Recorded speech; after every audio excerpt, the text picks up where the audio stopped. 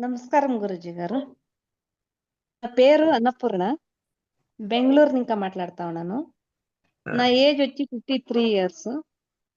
నన్ను భాగ్య గారు చేసిచ్చిరి. కలెక్షన్ చేసిచ్చిరి. నిరాహారం ఇది చాలా బాగుంది. నేను ఇన్ని రోజులు అన్నం తినక ఉంటాను అంట నేను అనుకోనే ఉండలేదు. ఏం 2 డేస్, 3 డేస్ చేసి అక్కడ ఇడిచిపెట్టేస్తాంలే వాళ్ళేం చూస్తారా? ఏం తినేస్తాంలే. అంటే నేను నా మనసులో నేను ఊహించుకుంటా ఉంటిని. ఊరికే సేరాలా సేరింటిని అంతే. ఇంకా దిన 2 డేస్ భోజనం తినేకి ఇడిసినప్పుడు నిన్నే బాగుండే కదా! ఈ పొద్దేమో గ్రంథం.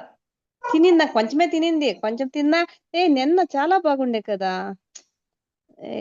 ఏమిటికప్ప ఈ 2 రోజులు ఏమిటికిడుస్తారో భోజనంకి పూర్తి కంప్లీట్ అయ్యేదాకా తినకా ఉంటే బావుంటుంది అంటే మనసుకు అనిపిస్తా ఉండే. నెక్స్టను అట్లే ఆయా. నుంచి చాలా బాగుండే. మడే నాకి వెయిట్ తగ్గినానో లేదో అది మెయిన్ కాదు.